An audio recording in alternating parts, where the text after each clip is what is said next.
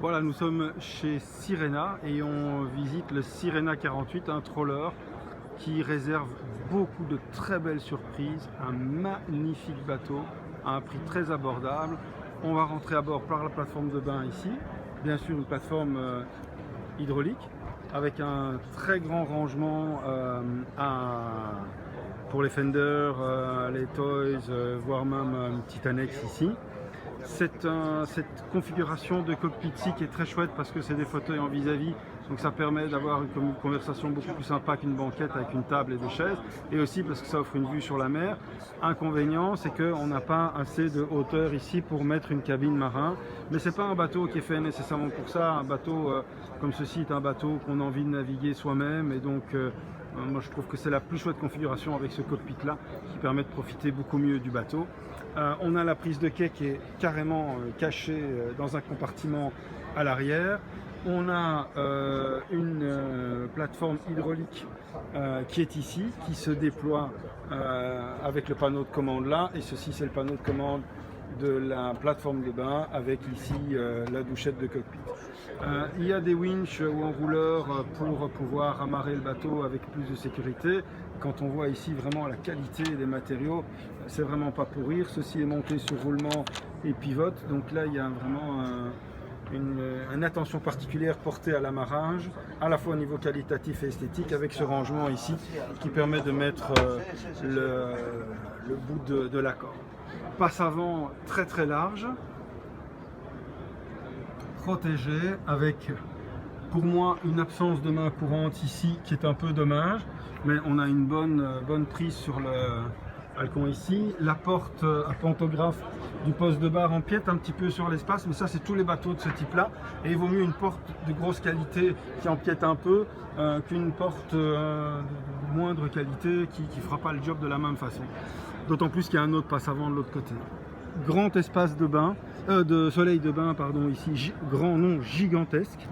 Peut-être qu'on se demande pourquoi on n'a pas aménagé une table alors qu'il y a de la place, mais tout simplement parce que si on aménageait une table là, on perdrait soit de la vue en navigation, soit de la hauteur sous barreau dans la cabine VIP. Et quand vous verrez cette cabine, c'est vraiment pas ce qu'on a envie de faire pour plein de raisons, je vous montrerai. Double accès au puits de chaîne, un avec des robinets de nettoyage ici, un autre ici où on peut mettre une barre avec une penderie pour fender, ce qui est toujours évidemment sympa.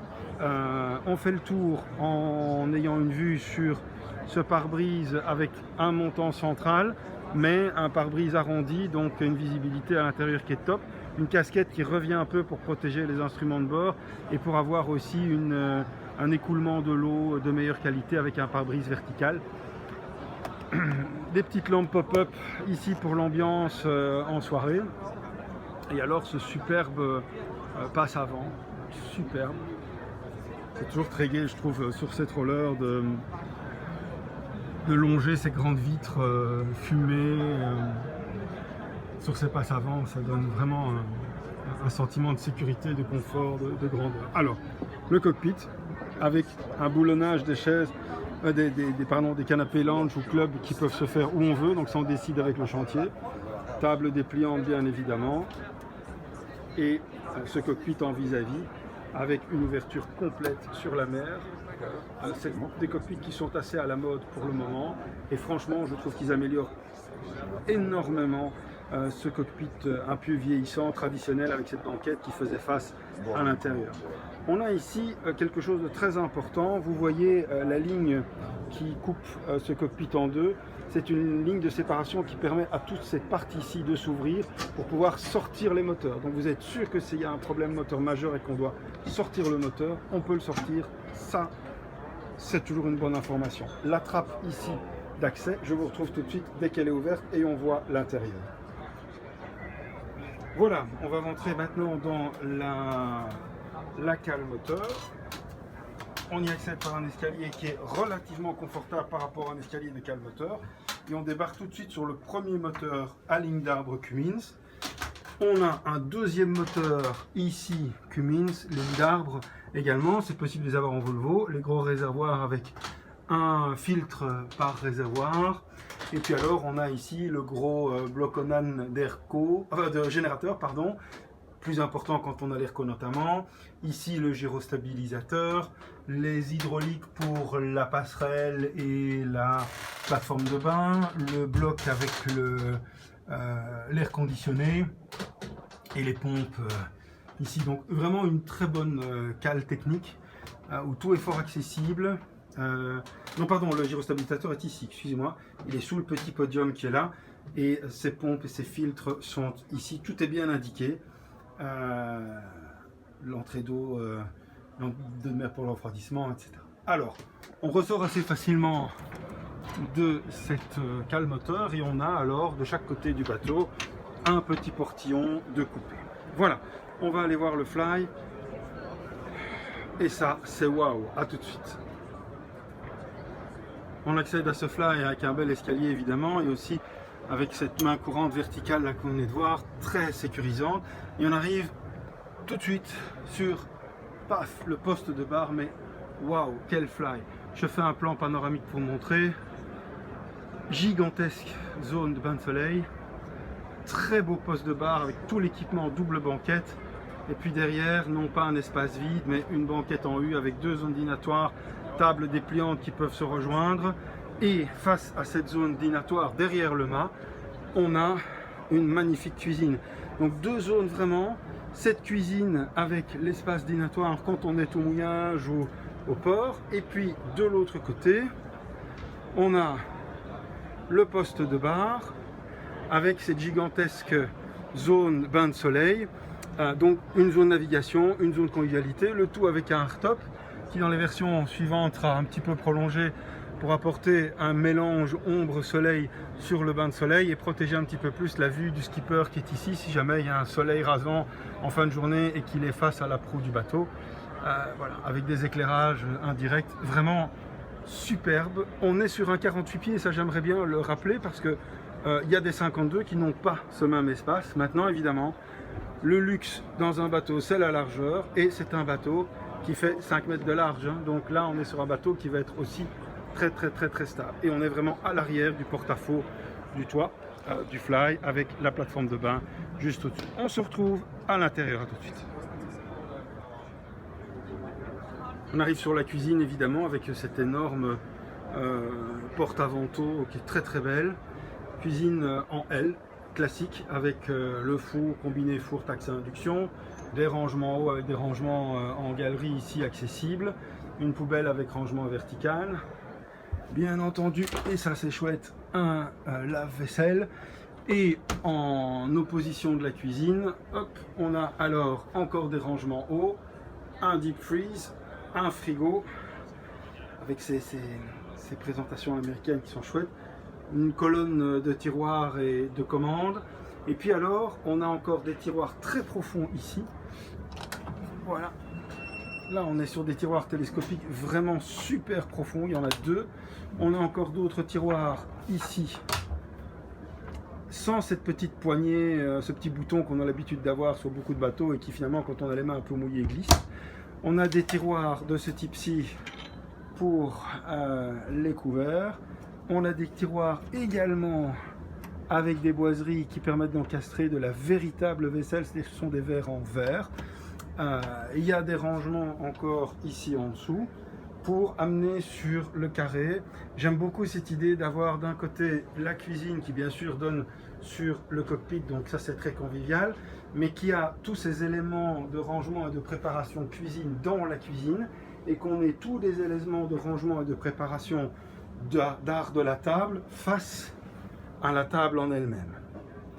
Ça c'est vraiment bien. Évidemment vous voyez cette superbe vitre sans interruption qui va alors jusqu'au montant qui découpe le début de la première partie de la vitre avant. Même chose ici, la porte du poste de bar en ouverture, et de nouveau cette énorme vitre ici, regardez ça, on voit pratiquement pas les montants du bateau.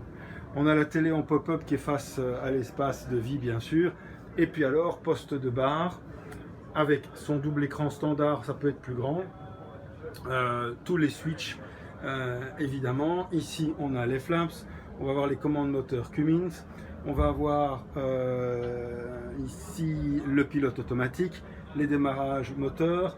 Il y a une option joystick, même si c'est du ligne d'arbre. On va avoir le gyrostabilisateur et les différentes commandes pour la vie à bord, les commandes de gaz, etc. Mais ici, la vue est superbe. Voilà la vue qu'on a lorsqu'on doit naviguer.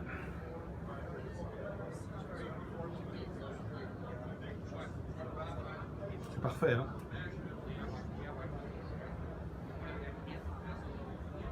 Et ceci, comme une invitation à descendre sur le pont inférieur, on s'y retrouve tout de suite. Descendre du pont inférieur par ce très bel escalier. Ce qui frappe lorsqu'on arrive sur le pont inférieur, c'est la douceur de la moquette. Je n'ai trouvé ça que chez Rolls et Bentley, tellement c'est tout. On commence par la troisième cabine et on va essayer d'aller dans le sens de la gradation de la qualité. Remarquable effort de présentation pour Sirena, bravo, c'est de loin le plus chouette bateau qu'on a vu sur le salon à ce niveau-là, avec 2 lits séparés, mais une très belle hauteur sous barreau, vraiment. On est presque à 2 mètres à mon avis de hauteur sous barreau ici. C'est pour ça que je vous parlais qu'une table finalement sur le bain de soleil avant n'aurait pas énormément d'intérêt parce qu'elle nous priverait de cet espace ici. Très grande penderie et c'est le genre de bateau où on vit vraiment à bord longtemps, donc on aime avoir de l'espace à bord et pas des cabines où il faut toujours marcher un peu accroupi ou la tête penchée. Je regrette peut-être qu'il n'y ait pas un miroir de plein play ici, mais ça c'est vraiment quelque chose qui s'arrange très facilement, il suffit de demander, ce sera fait. On arrive ensuite dans la cabine VIP. Cabine VIP, vous voyez qu'il y a beaucoup d'espace de rangement avec des vides-poches qui sont là, une circulation autour du lit qui est tout à fait impeccable, duplication des vides-poches sur l'autre bord, une penderie, une armoire, très large, très vaste penderie, et de l'autre côté, une cabine avec je dirais des belles fenêtres de coque, de l'autre penderie, un accès privatif à la première salle de bain, qui peut être aussi possible par l'atrium à la descente de l'escalier. Donc une cabine semi-privative, mais quand on est à 4 personnes sur le bateau, on la privatise, en tout cas pour la nuit complètement, avec la toilette électrique, l'évier et la superbe douche. Vraiment, d'abord parce que elle est grande tout simplement, ensuite parce qu'il y a un panneau de pluie ici, parce qu'il y a un petit robinet qui duplique la douche télescopique qui est là, et parce qu'il y a une très belle assise encastrée aussi, avec un joli écoulement d'eau en carré. Alors, puisqu'on est entré par la cabine, mais sortons alors par l'atrium, et ce qui nous permet alors de voir le couloir qui mène à la partie privative. Avant de rentrer dans cette partie privative, on a ici une chouette surprise. Hop, l'espace buanderie avec la machine à laver et des tiroirs de rangement qui permettraient par exemple de mettre les produits lessiviels. Donc on rentre dans cette cabine par la porte qui est là, mais surtout on doit descendre 2 marches gigantesques, il y a bien 20 cm par marche, et il y aura encore pour arriver dans la cabine une 3e marche, ce qui veut dire que, et je rappelle qu'on est toujours dans un 48 pieds, cette cabine a une hauteur de barreau d'au moins 2 mètres sur l'entièreté de la circulation dans la cabine. Donc où qu'on aille autour du lit, à part le panneau de suspension au-dessus du lit qui abrite les éclairages, on a 2 mètres de hauteur, c'est gigantesque. Cette cabine est exceptionnellement grande.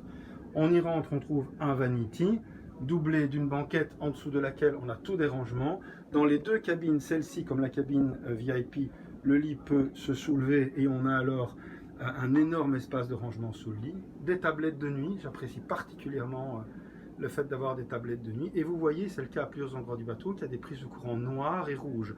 Les noirs, c'est pour les prises générateurs et prises de quai, et les rouges, c'est si on veut mettre quelque chose sur l'énergie du convertisseur, c'est-à-dire qu'on sait dans quelle prise on va mettre un appareil qui ne tirera pas beaucoup de courant. On a évidemment encore des rangements ici, ces beaux hublots ronds qui font tellement en navire.